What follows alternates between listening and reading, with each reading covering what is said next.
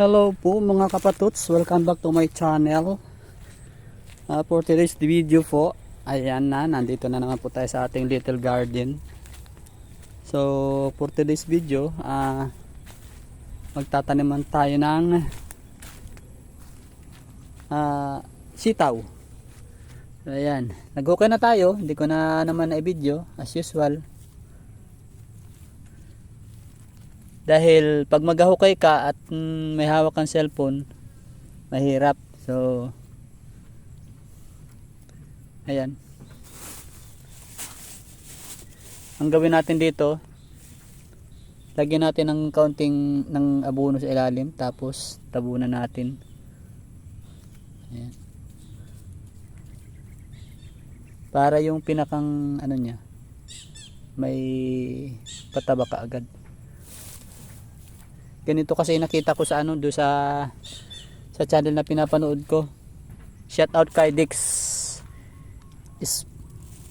Speedy, or tawag nila sa kunay Kapangil. Alright, ayan, tatlo-tatlong nilagay natin para hiwa-hiwala. Tapos pag may hindi maganda, pwede natin tanggalin.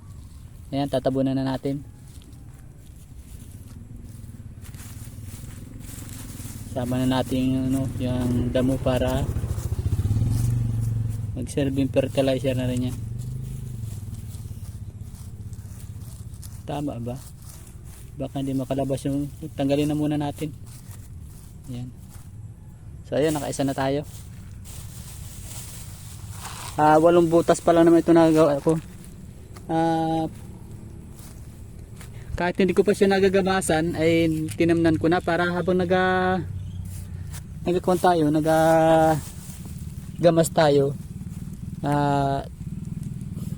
tumutubo naman yung ating tanim.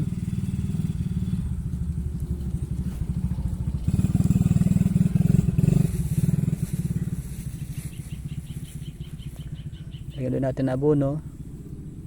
Sana hindi masobrahan, kasi pag nasobrahan to, sigurado luto yung ating tanim.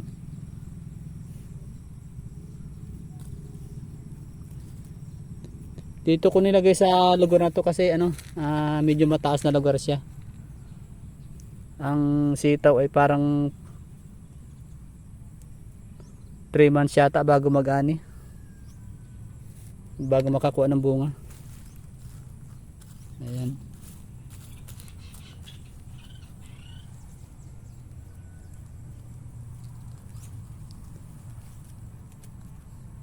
Hindi na natin pinakakuha ng yung pinakang cover para madali silang makasibol. Hindi na pantay-pantay ang aking gawa na butas.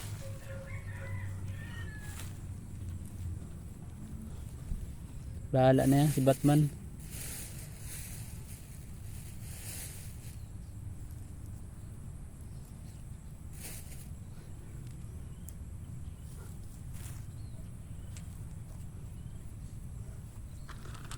Tigagatlo ang lagay natin.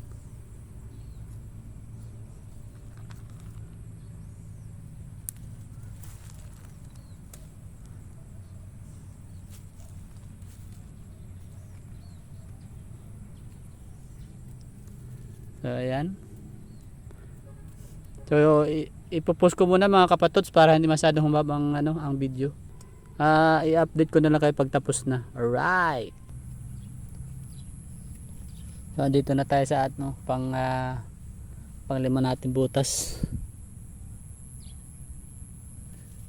Maraming salamat po mga kapatot sa mga walang tigil na sumusuporta sa akin. Kahit wala po nagla-like sa ating mga video, kahit pa paano naman po, siguro kahit mga 10 seconds may napapadaanan sa mga wall ninyo. So maraming salamat po.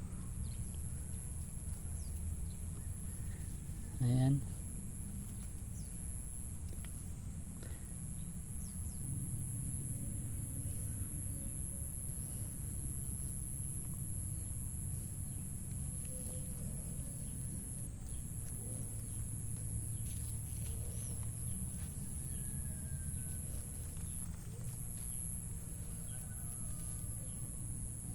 Next video.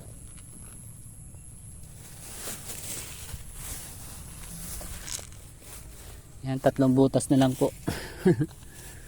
Habang tayo kukuha nito, nagagamas, may hinihintay tayong sisibol. Hindi yung sabay-sabay na dating itatanim. Sana di masobran yung abono.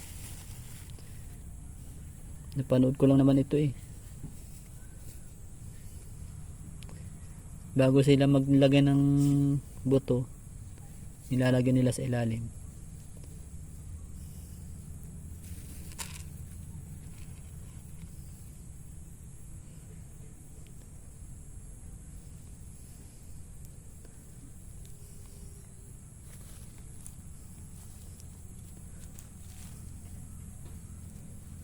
Ayan.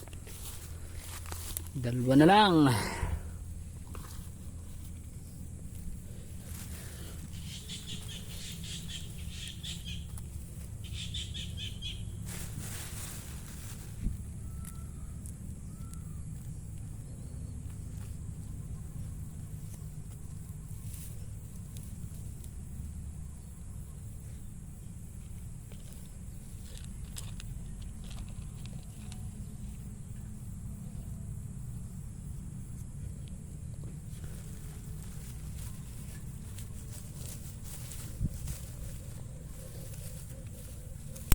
Tumubo kayo ng maganda, mamunga ng marami. Last para sa ating pang-8 butas.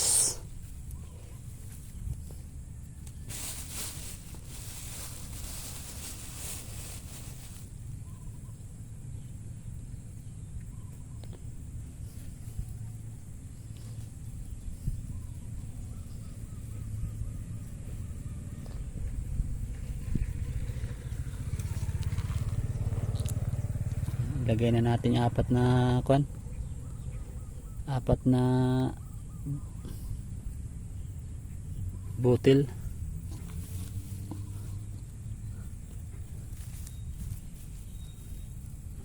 Ayan. Didiligan na lang natin siya. Right. Ito mga kapatuts, yan, parang ginawa natin ng plat katulad doon sa na-icon ko na sa unang video. Magtatanim tayo ng pitsay at saka mustasa. Yung pitsay at mustasa naman madali lang, parang 1 month lang pwede ng, o 1.5 months baga. So ayan, tataniman natin yan. So ayan mga kapatots, nakakuha na tayo ng pandilig. Ayan, diligin na natin.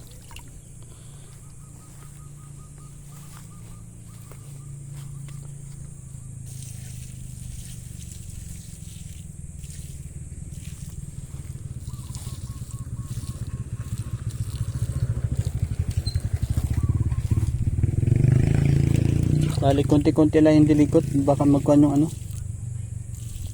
naku, lumabas. Mababaw pala yung tabon ko.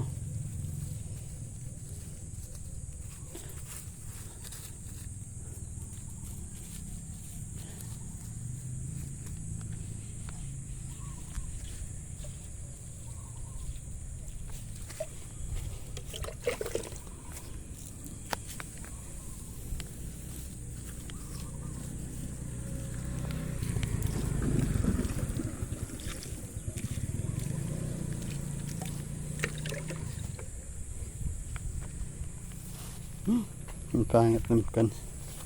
Hirap pag para mas mahirap pag nasa dibdib. Ayan.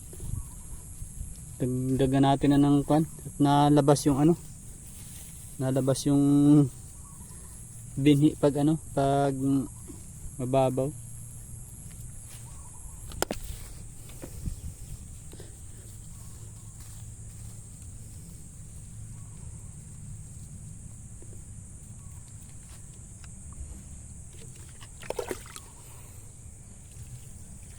Wala pa tayong ligadera o yung pandilig. Ito na munang tabo-tabo.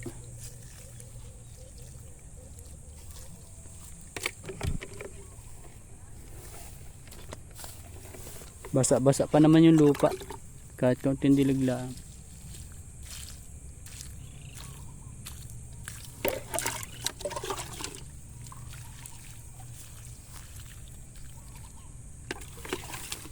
So ayun, tapos na agad.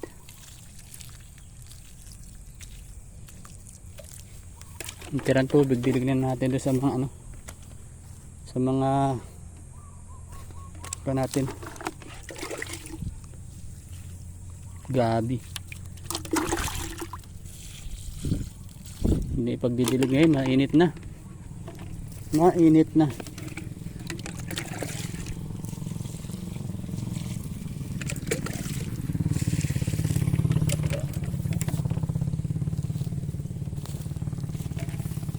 Pagkatanim ko, hindi ko na ito nadilig.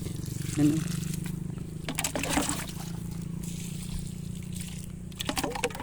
Hindi na makakuha ng panahon. Kung maulan bagoin na.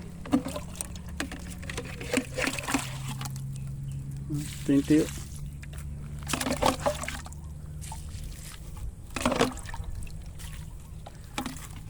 Kalaban pa akong aso. Natumboy yung mga, nabunot yung mga tanim ko.